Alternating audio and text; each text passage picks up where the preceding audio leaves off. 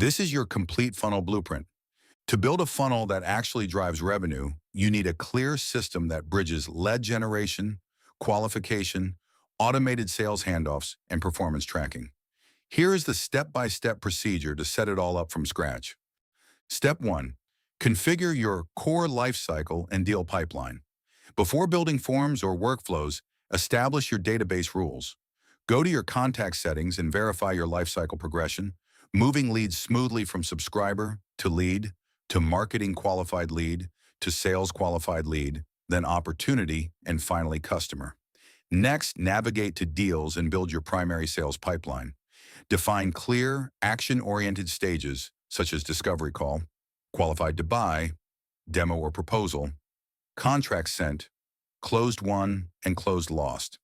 Make sure to require a closed lost reason whenever a deal is dropped so you can gather valuable win-loss data later. Step 2. Build your top-of-funnel lead capture assets. Create a landing page to host a high-value resource like an industry guide or an audit. Embed a short form asking for just 4 key fields: first name, last name, work email, and company domain.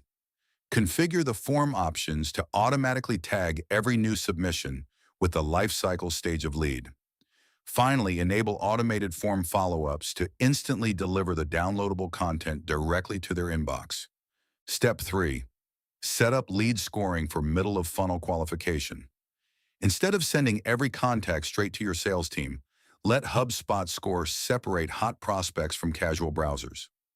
Add positive scoring rules, such as granting 30 points for submitting a demo request, 15 points for visiting your pricing page, and 5 points for clicking an email link.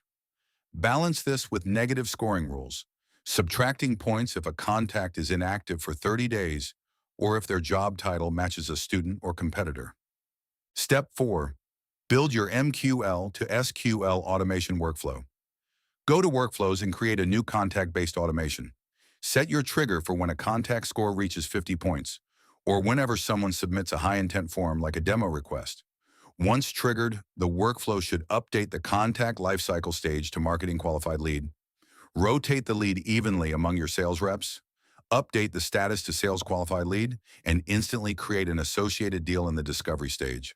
Finish the automation by sending an instant notification to the new deal owner via email or internal team chat. Step 5. Configure sales enablement and pipeline rules. Connect your team calendars using HubSpot meetings so qualified prospects can self-schedule calls without back-and-forth emails. Set up automated 5-step outreach sequences using emails and follow-up tasks to keep reps accountable. Then add pipeline automation rules. For example, automatically create a task to follow up 3 days after a contract is sent, and automatically transition a contact to customer status as soon as their deal is marked closed won. Step 6. Build your sales funnel dashboard. To keep your funnel efficient, build a reporting dashboard with 4 core charts. First, a contact lifecycle report to track conversion rates between stages. Second, a deal stage conversion report to spot where deals stall out. Third, a pipeline waterfall report to track revenue added versus lost over time. And fourth, a closed lost reason chart to highlight common sales objections. And that's the complete system. From first click to closed deal, fully automated inside HubSpot's Smart CRM. If this helped, drop a like, subscribe for more CRM and sales automation breakdowns,